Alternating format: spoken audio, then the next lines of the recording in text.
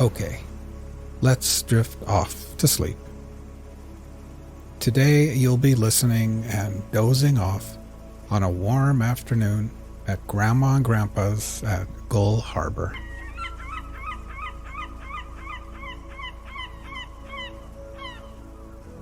Imagine for a second that you are lying down on a warm futon mattress at one end of a screened-in porch.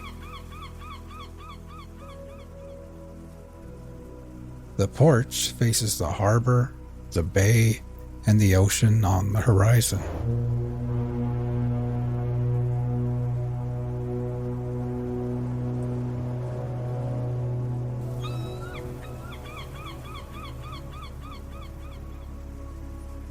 The mattress is nestled into a corner and is part of a cozy little reading nook prepared just for kids.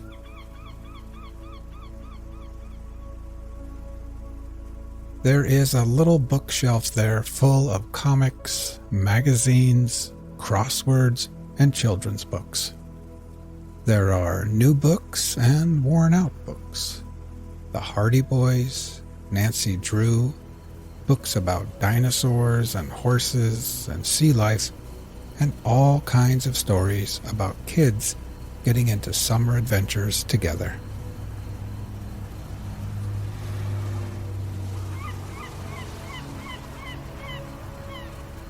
A blue plastic and white transistor radio sits next to a stack of puzzles and board games.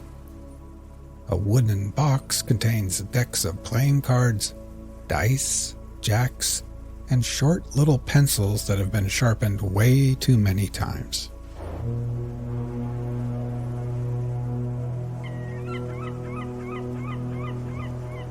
Now, while imagining laying here, let's get nice and relaxed. First, close your eyes and just become aware of your breathing, feeling your chest gently rise and fall again.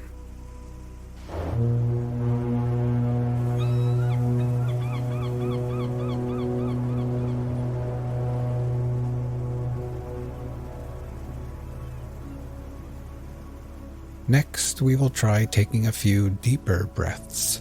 First, filling your lungs with air, then holding it in for 2 or 3 seconds before gently exhaling and letting it all go. Ready? Breathe in deeply, hold for 3, 2, 1, and then exhale.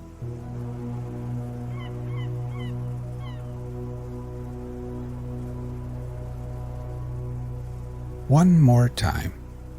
Breathe in deeply, hold for 3, 2, 1, and exhale.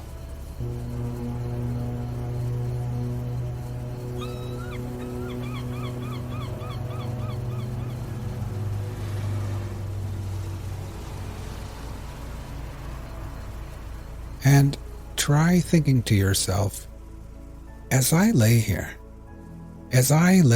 at Gull Harbor, I can feel gravity's pull tugging me gently back towards Earth.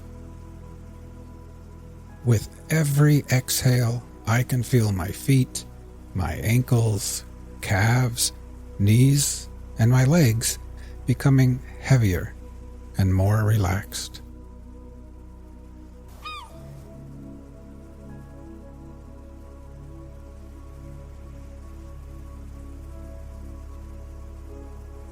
Now you can feel the cool, salty ocean air on your skin. It would almost be too cold if it wasn't for the wonderful afternoon sun shining down on you perfectly. The sunlight splatters through the screens and bathes your tan legs and arms with a soothing warmth, almost as if Grandma has wrapped you up like a cocoon in one of her quilted blankets.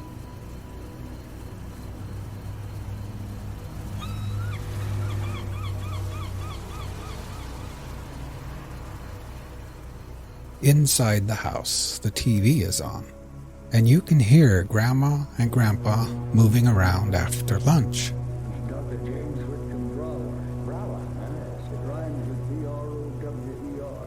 Why do you have that G-H in there? To make it difficult for quizmasters? Yes. Is that what You know that they too will soon be taking their afternoon nap in their rooms. But you've got the whole porch to yourself, and your belly feels nice and warm and perfectly satisfied. Today, Grandma made clam chowder and grilled cheese sandwiches. You enjoyed the hot soup and warm, soft cheese, and then you washed it down with a glass of fresh, cold milk.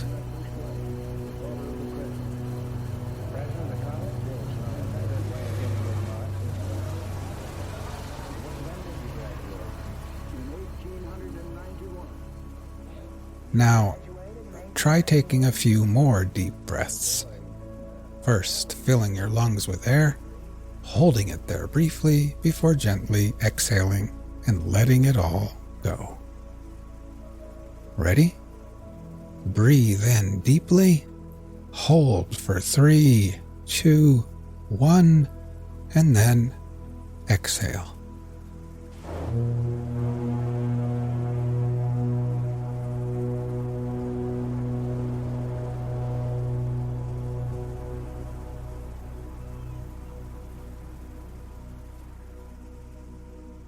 Try continuing on your own, and while doing this, try thinking to yourself, as I lay here, I can feel my body becoming heavier in the cool air and warm sunshine.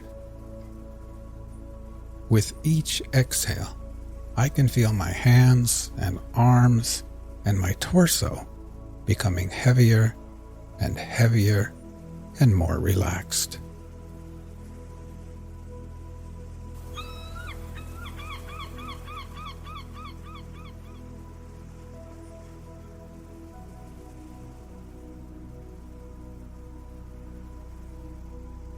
You pull out a random book from the bookshelf. This one is called Summer Friends, and on the cover is a picture of a little girl in a red dress with white polka dots. She's sitting in grass with flowers all about, and she's shaking the paw of a bunny rabbit while a white duck looks on and a little frog jumps through the air. You decide that you're just too sleepy to read right now, so you set the book down and lay back and think about the day. It's no wonder you're sleepy and tired. In the morning, after breakfast, Grandma rubbed coconut-scented sunscreen on your face and arms, and then Grandpa took you with him in the old rusty truck to the hardware store. There he drank coffee and laughed with old bearded men wearing high rubber boots.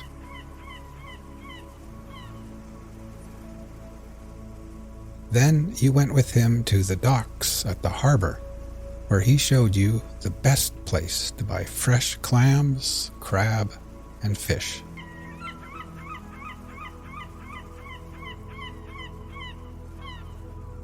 The docks were bustling with activity.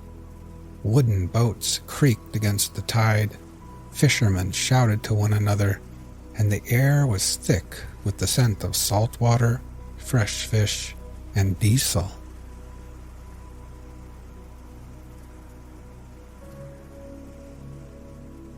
As you continue to breathe deeply and then exhale, try thinking to yourself, as I lay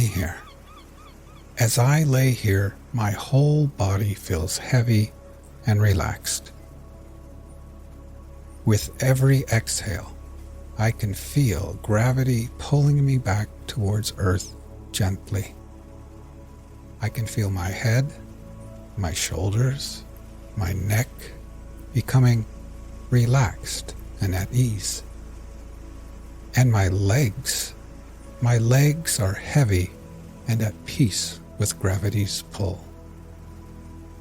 Now my whole body, my legs and feet, my arms and hands, my torso, my head and neck and shoulders, my whole body is completely at peace, relaxed, and at ease.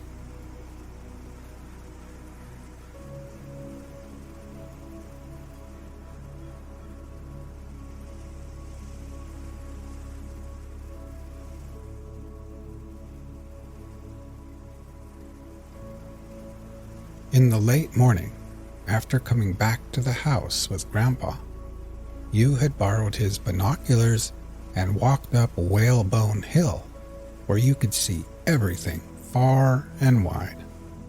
The little town of Gull Harbor, the fishing boats and ships at sea, the car ferry full of tourists headed to the islands, the seagulls, and kids riding bikes and scooters along the streets below.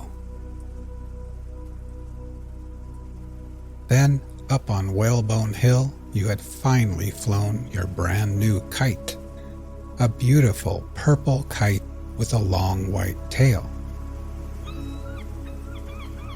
It climbed higher and higher and higher through the coastal winds, tugging on your tired arms like a heavy fish on the end of the line.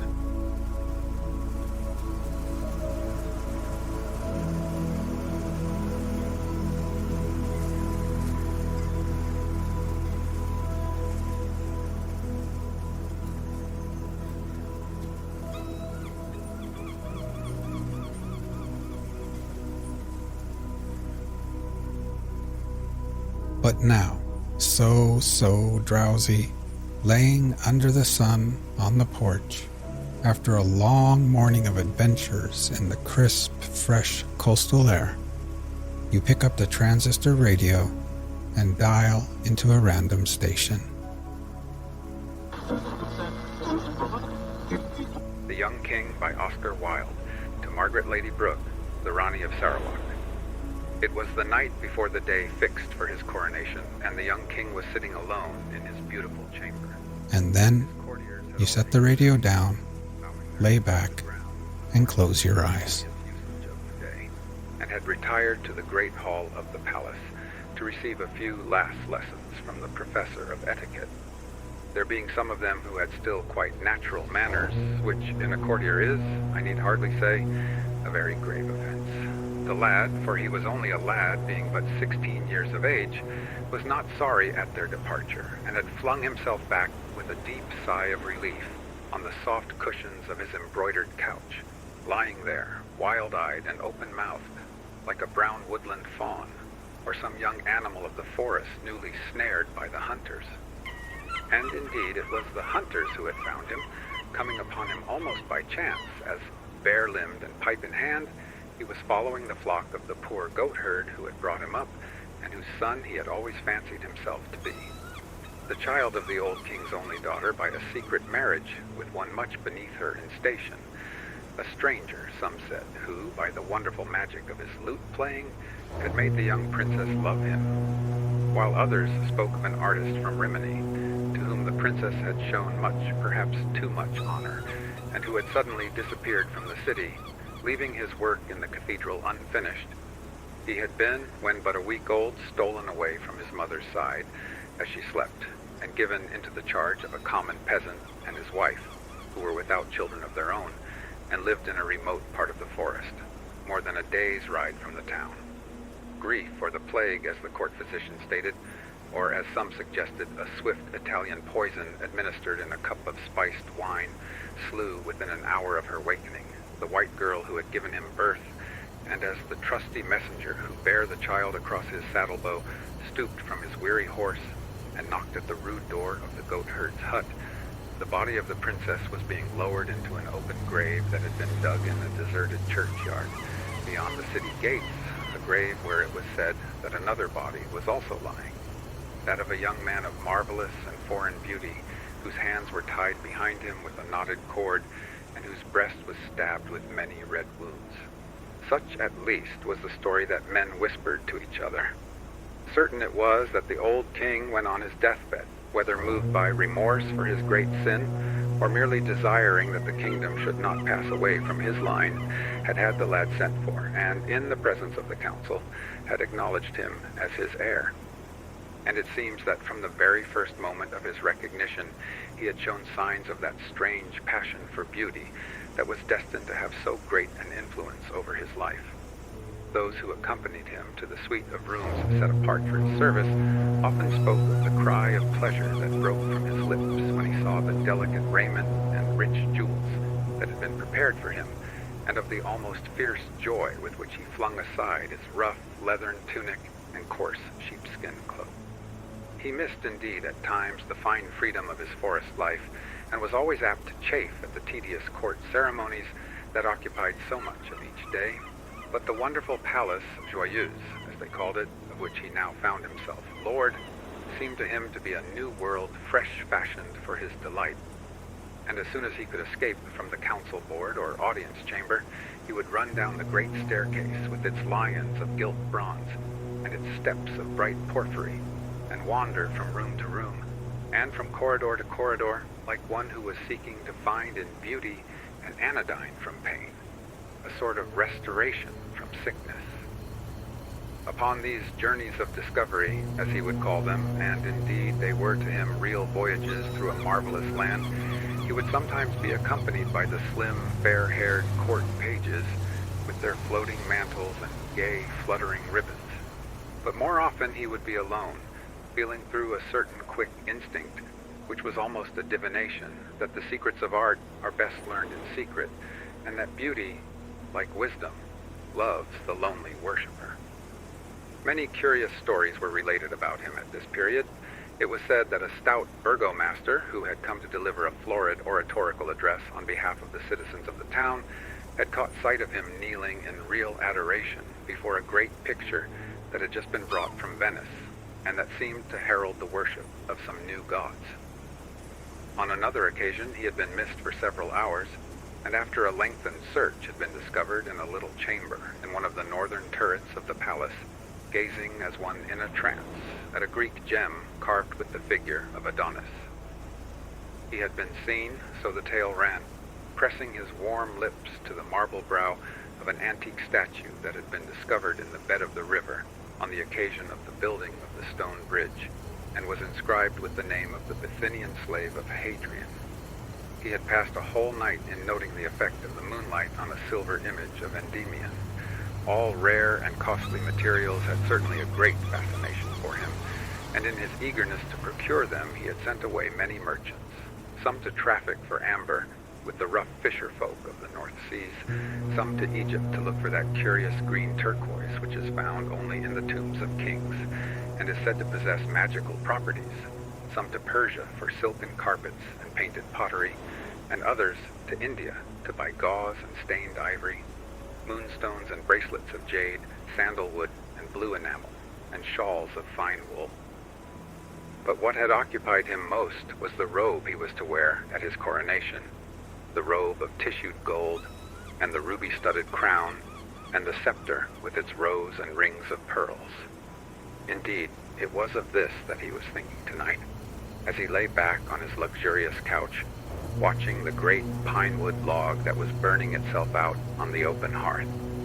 The designs, which were from the hands of the most famous artists of the time, had been submitted to him many months before, and he had given orders that the artificers were to toil night and day to carry them out, and that the whole world was to be searched for jewels that would be worthy of their work. He saw himself in fancy standing at the high altar of the cathedral in the fair raiment of a king, and a smile played and lingered about his boyish lips, and lit up with a bright luster his dark woodland eyes. After some time he rose from his seat, and leaning against the carved penthouse of the chimney, looked round at the dimly lit room. The walls were hung with rich tapestries representing the triumph of beauty. A large press inlaid with agate and lapis lazuli filled one corner, and facing the window stood a curiously wrought cabinet with lacquer panels of powdered and mosaicked gold, on which were placed some delicate goblets of Venetian glass and a cup of dark-veined onyx. Pale poppies were broidered on the silk coverlet of the bed, as though they had fallen from the tired hands of sleep, and tall reeds of fluted ivory bear up the velvet canopy, from which great tufts of ostrich plumes sprang like white foam to the pallid silver of the fretted ceiling. A laughing narcissus in green bronze held a polished mirror above its head. On the table stood a flat bowl of amethyst. Outside he could see the huge dome of the cathedral, looming like a bubble over the shadowy houses, and the weary sentinels pacing up and down on the misty terrace by the river. Far away, in an orchard, a nightingale was singing. A faint perfume of jasmine came through the open window. He brushed his brown curls back from his forehead, and taking up a lute, let his fingers stray across the chords. His heavy eyelids drooped, and a strange languor came over him. Never before had he felt so keenly, or with such exquisite joy, the magic and the mystery of beautiful things. When midnight sounded from the clock tower, he touched the bell, and his pages entered and disrobed him with much ceremony, pouring rosewater over his hands and strewing flowers on his pillow. A few moments after that, they had left the room. He fell asleep. And as he slept, he dreamed a dream, and this was his dream. He thought that he was standing in a long, low attic, amidst the whir and clatter of many looms. The meager daylight peered in through the grated windows and showed him the gaunt figures of the weavers bending over their cases. Pale, sickly-looking children were crouched on the huge crossbeams. As the shuttles dashed through the warp, they lifted up the heavy battens, and when the shuttles stopped, they let the battens fall and pressed the threads together. Their faces were pinched with famine, and their thin hands shook and trembled. Some haggard women were seated at a table sewing. A horrible odor filled the place. The air was foul and heavy, and the walls dripped and streamed with damp. The young king went over to one of the weavers and stood by him and watched him. And the weaver looked at him angrily and said, "Why art thou watching me? Art thou a spy set on us by our master?" "Who is thy master?" asked the young king. "Our master," cried the weaver bitterly. "He is a man like myself. Indeed, there is but this difference between us, that he wears fine clothes while I go in rags, and that while I am weak from hunger, he suffers not a little from overfeeding." "The land is free," said the young king, "and thou art no man's slave." "In war," answered the weaver, "the strong make slaves of the weak, and in peace the rich make slaves of the poor. We must work to live, and they give us such mean wages that we die. We toil for them all day long, and they heap up gold in their coffers, and our children fade away before their time, and the faces of those we love become hard and evil. We tread out the grapes, and another drinks the wine. We sow the corn, and our own board is empty. We have chains, though no eye beholds them, and are slaves, though men call us free." "Is it so with all?" he asked. "It is so with all," answered the weaver, "with the young as well as with the old, with the women as well as with the men, with the little children as well as with those who are stricken in years. The merchants grind us down, and we must needs do their bidding. The priest rides by and tells his beads, and no man has care of us. Through our sunless lanes creeps poverty with her hungry eyes, and sin with his sodden face follows close behind her. Misery wakes us in the morning, and shame sits with us at night. But what are these things to thee? Thou art not one of us. Thy face is too happy." And he turned away, scowling, and threw the shuttle across the loom, and the young king saw that it was threaded with a thread of gold. And a great terror seized upon him, and he said to the weaver, "What robe is this that thou art weaving?" "It is the robe for the coronation of the young king," he answered. "What is that to thee?" And the young king gave a loud cry and woke, and lo, he was in his own chamber, and through the window he saw the great honey-colored moon hanging in the dusky air. And he fell asleep again and dreamed, and this was his dream. He thought that he was lying on the deck of a huge galley that was being rowed by 100 slaves. On a carpet by his side, the master of the galley was seated. He was black as ebony, and his turban was of crimson silk. Great earrings of silver dragged down the thick lobes of his ears, and in his hands he had a pair of ivory scales. The slaves were naked but for a ragged loincloth, and each man was chained to his neighbor. The hot sun beat brightly upon them, and the Negroes ran up and down the gangway and lashed them with whips of hide. They stretched out their lean arms and pulled the heavy oars through the water. The salt spray flew from the blades. At last they reached a little bay and began to take soundings. A light wind blew from the shore and covered the deck and the great lateen sail with a fine red dust. 3 Arabs mounted on wild asses rode out and threw spears at them. The master of the galley took a painted bow in his hand and shot one of them in the throat. He fell heavily into the surf, and his companions galloped away. A woman wrapped in a yellow veil followed slowly on a camel, looking back now and then at the dead body. As soon as they had cast anchor and hauled down the sail, the Negroes went into the hold and brought up a long rope ladder, heavily weighted with lead. The master of the galley threw it over the side, making the ends fast to 2 iron stanchions. Then the Negroes seized the youngest of the slaves and knocked his gyves off, and filled his nostrils and his ears with wax, and tied a big stone round his waist. He crept wearily down the ladder and disappeared into the sea. A few bubbles rose where he sank. Some of the other slaves peered curiously over the side. At the prow of the galley sat a shark charmer, beating monotonously upon a drum. After some time, the diver rose up out of the water and clung panting to the ladder with a pearl in his right hand. The Negroes seized it from him and thrust him back. The slaves fell asleep over their oars. Again and again he came up, and each time that he did so, he brought with him a beautiful pearl. The master of the galley weighed them and put them into a little bag of green leather.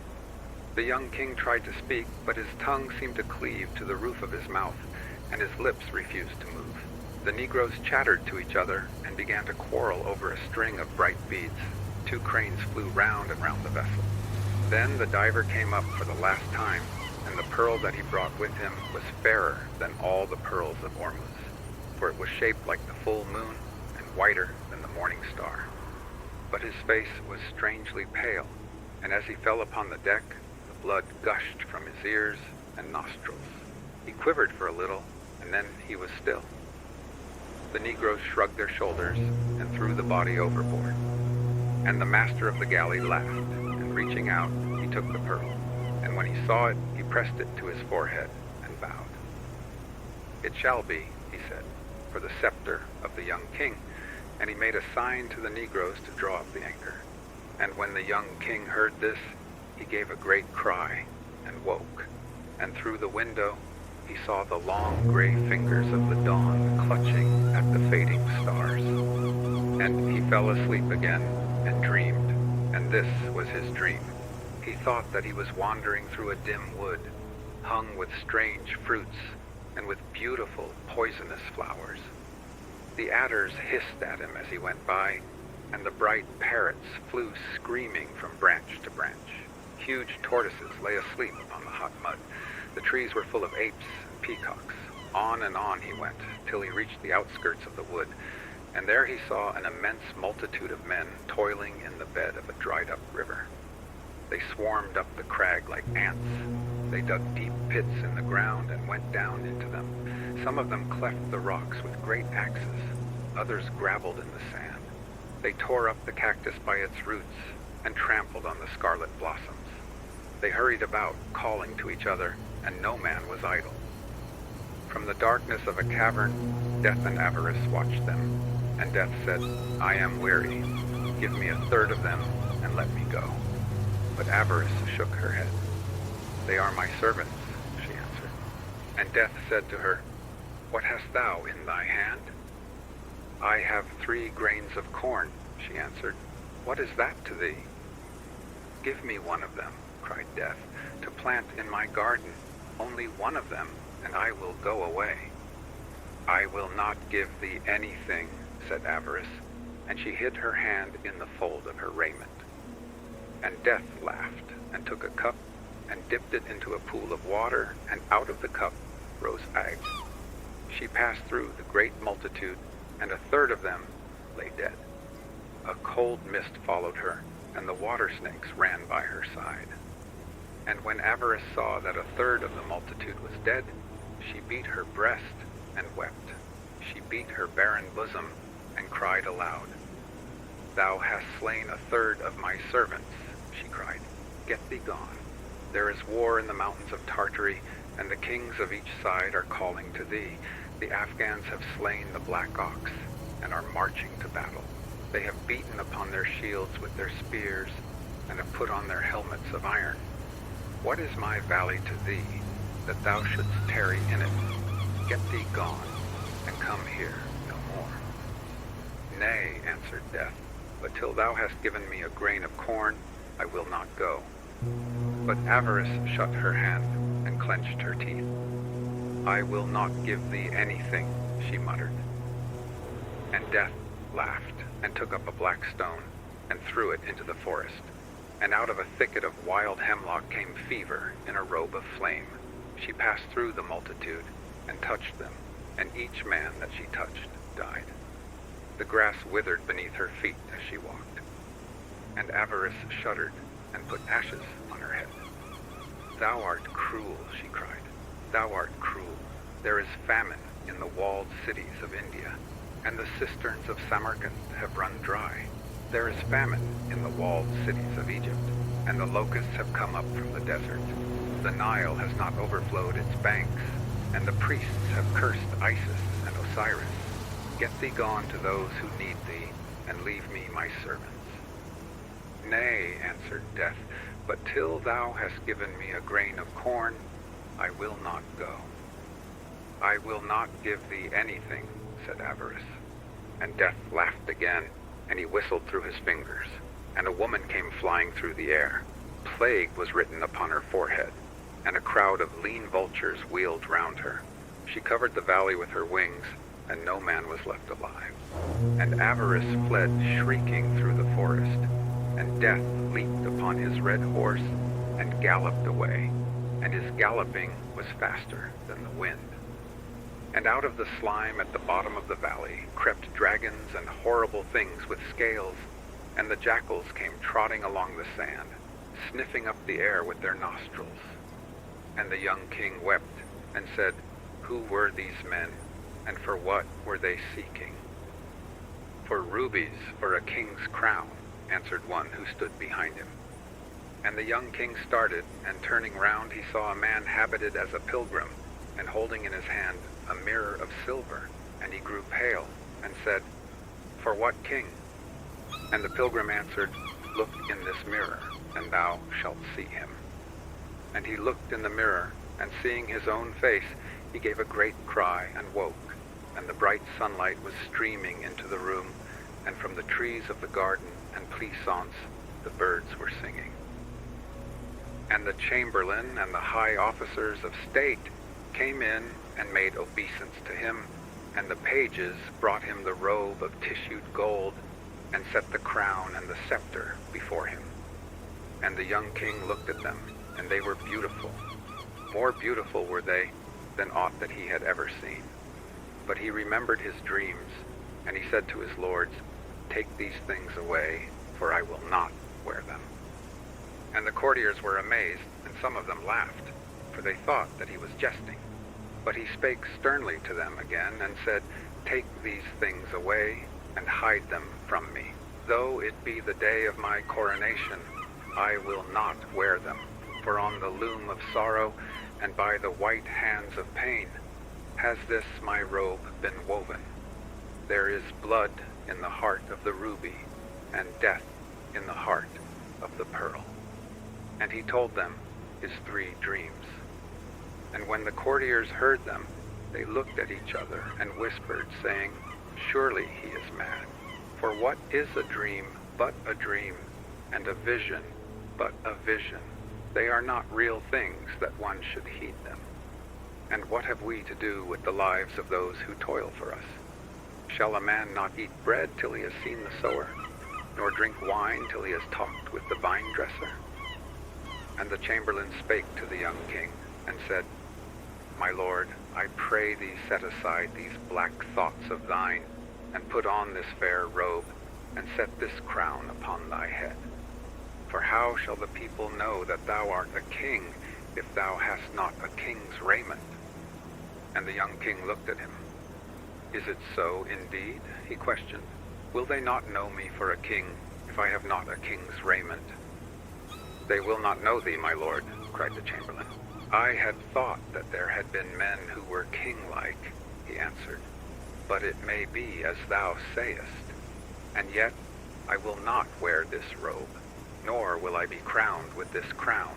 But even as I came to the palace, so will I go forth from it. And he bade them all leave him, save one page whom he kept as his companion, a lad a year younger than himself. Him he kept for his service, and when he had bathed himself in clear water, he opened a great painted chest, and from it he took the leathern tunic and rough sheepskin cloak that he had worn when he had watched on the hillside the shaggy goats of the goat herd. These he put on, and in his hand he took his rude shepherd's staff. And the little page opened his big blue eyes in wonder, and said, smiling to him, My lord, I see thy robe and thy scepter, but where is thy crown? And the young king plucked a spray of wild briar that was climbing over the balcony, and bent it, and made a circlet of it, and set it on his own head. This shall he my crown, he answered. And thus attired he passed out of his chamber into the great hall, where the nobles were waiting for him. And the nobles made merry, and some of them cried out to him, My lord, the people wait for their king, and thou showest them a beggar. And others were wroth, and said, He brings shame upon our state, and is unworthy to be our master. But he answered them not a word, but passed on, and went down the bright porphyry staircase, and out through the gates of bronze, and mounted upon his horse, and rode towards the cathedral, the little page running beside him. And the people laughed, and said, It is the king's fool who is riding by. And they mocked him. And he drew rein, and said, Nay, but I am the king. And he told them his 3 dreams. And a man came out of the crowd, and spake bitterly to him, and said, Sir, knowest thou not that out of the luxury of the rich cometh the life of the poor? By your pomp we are nurtured, and your vices give us bread. To toil for a hard master is bitter, but to have no master to toil for is more bitter still. Thinkest thou that the ravens will feed us? And what cure hast thou for these things? Wilt thou say to the buyer, Thou shalt buy for so much, and to the seller, Thou shalt sell at this price? I trow not. Therefore, go back to thy palace, and put on thy purple and fine linen. What hast thou to do with us, and what we suffer? Are not the rich and the poor brothers? Asked the young king. Aye, answered the man, and the name of the rich brother is Cain. And the young king's eyes filled with tears, and he rode on through the murmurs of the people, and the little page grew afraid, and left him.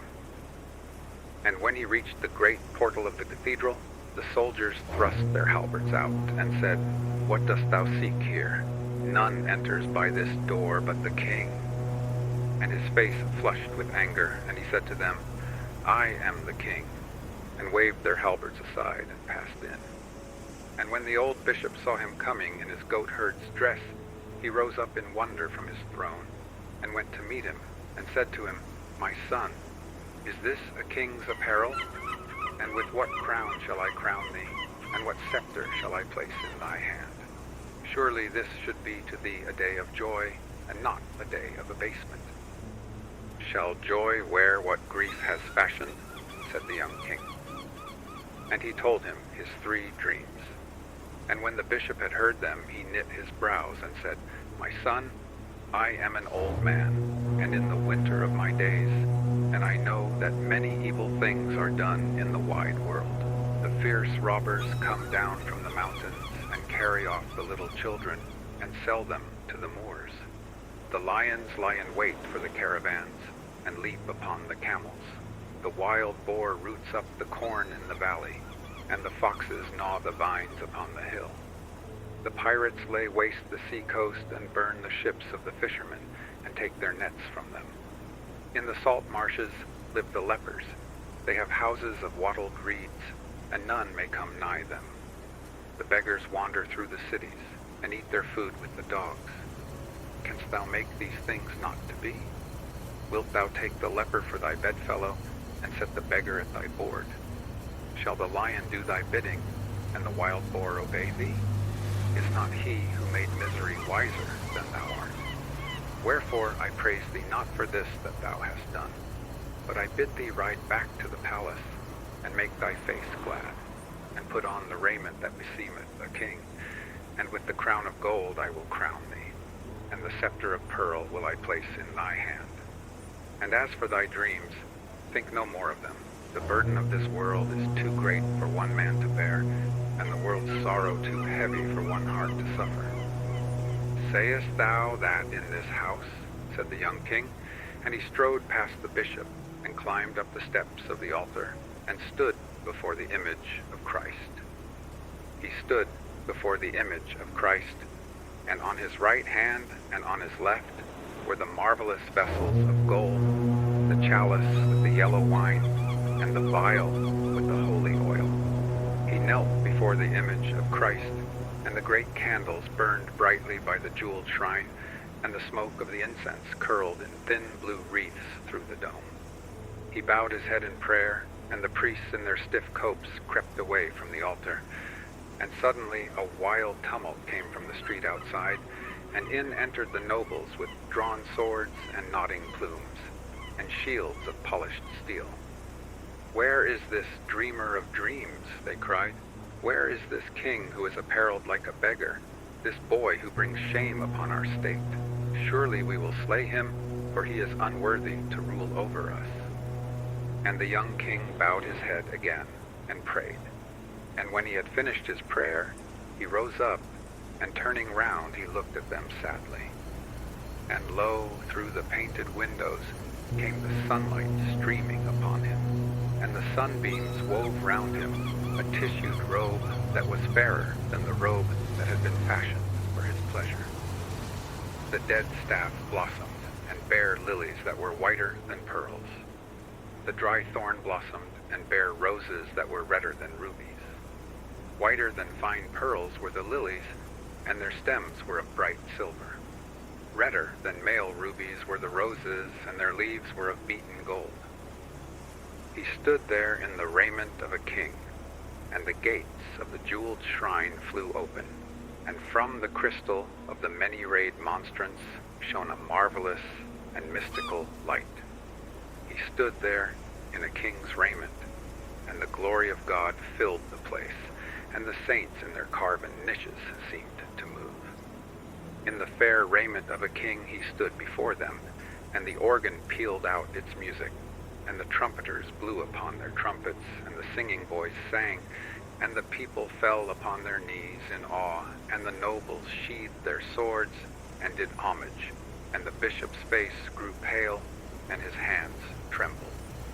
A greater than I hath crowned thee, he cried, and he knelt before him. And the young king came down from the high altar, and passed home through the midst of the people, but no man dared look upon his face, for it was like the face of an angel.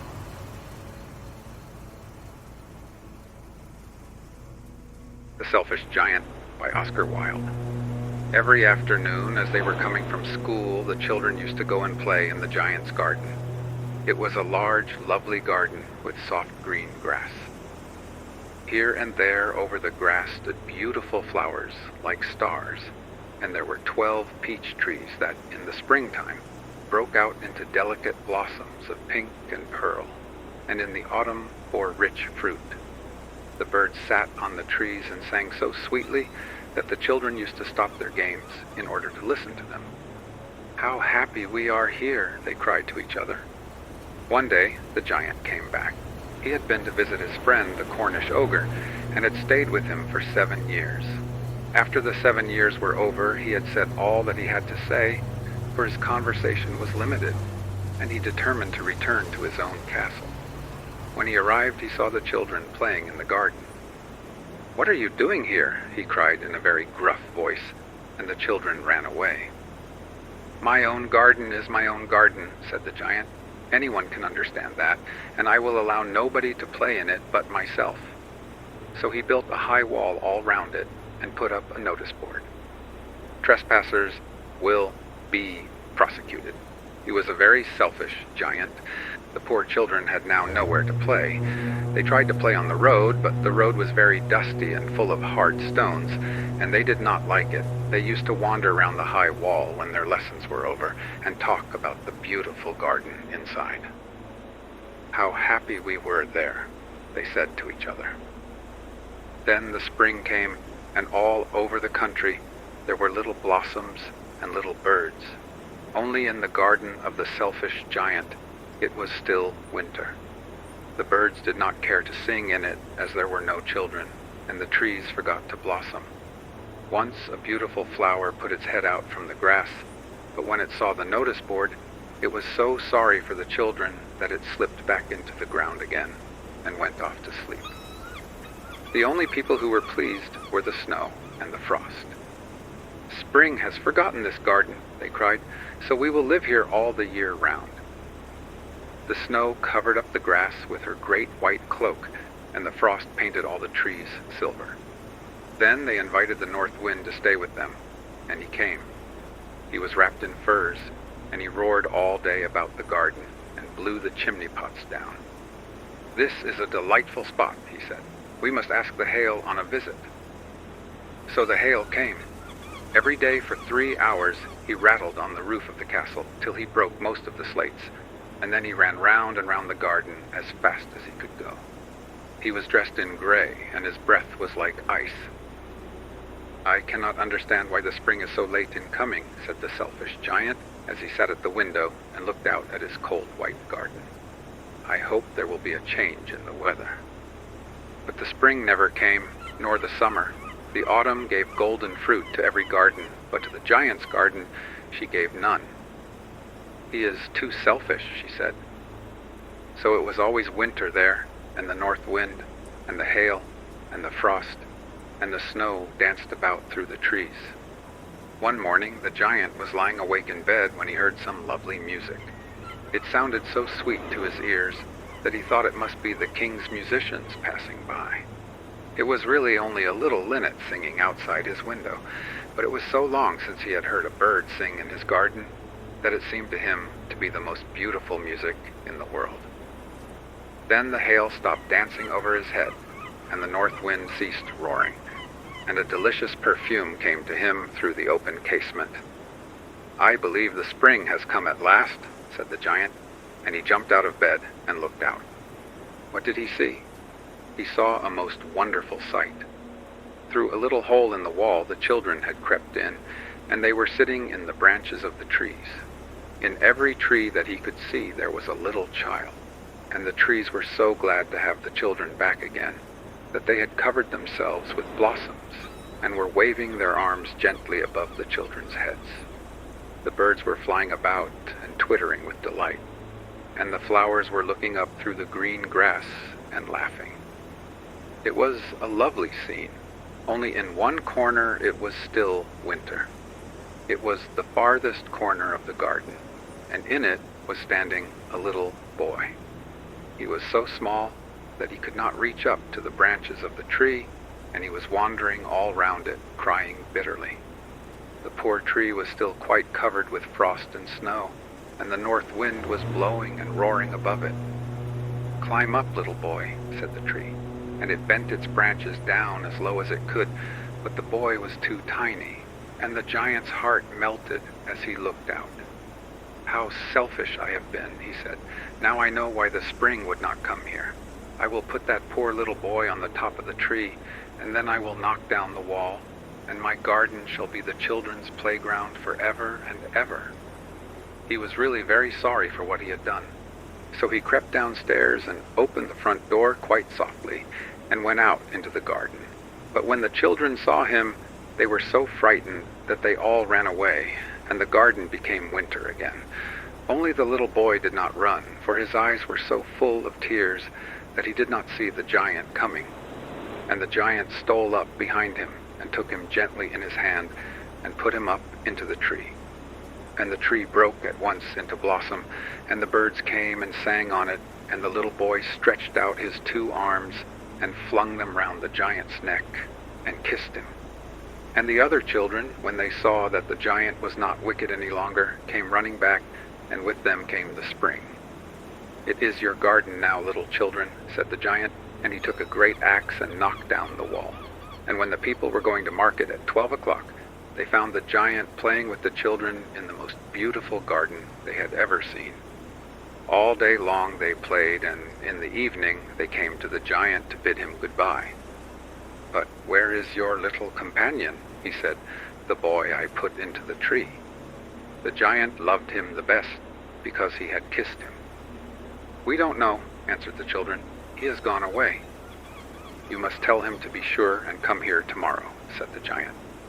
But the children said that they did not know where he lived and had never seen him before, and the giant felt very sad. Every afternoon when school was over, the children came and played with the giant, but the little boy whom the giant loved was never seen again. The giant was very kind to all the children, yet he longed for his first little friend, and often spoke of him. "How I would like to see him," he used to say. Years went over, and the giant grew very old and feeble. He could not play about any more, so he sat in a huge armchair and watched the children at their games, and admired his garden. "I have many beautiful flowers," he said, "but the children are the most beautiful flowers of all." One winter morning he looked out of his window as he was dressing. He did not hate the winter now, for he knew that it was merely the spring asleep, and that the flowers were resting. Suddenly he rubbed his eyes in wonder, and looked and looked. It certainly was a marvelous sight. In the farthest corner of the garden was a tree quite covered with lovely white blossoms. Its branches were all golden, and silver fruit hung down from them, and underneath it stood the little boy he had loved. Downstairs ran the giant in great joy, and out into the garden. He hastened across the grass and came near to the child. And when he came quite close, his face grew red with anger, and he said, "Who hath dared to wound thee?" For on the palms of the child's hands were the prints of 2 nails, and the prints of 2 nails were on the little feet. "Who hath dared to wound thee?" cried the giant. "Tell me, that I may take my big sword and slay him." "Nay," answered the child, "but these are the wounds of love." "Who art thou?" said the giant, and a strange awe fell on him, and he knelt before the little child. And the child smiled on the giant and said to him, "You let me play once in your garden. Today you shall come with me to my garden, which is paradise." And when the children ran in that afternoon, they found the giant lying dead under the tree, all covered with white blossoms.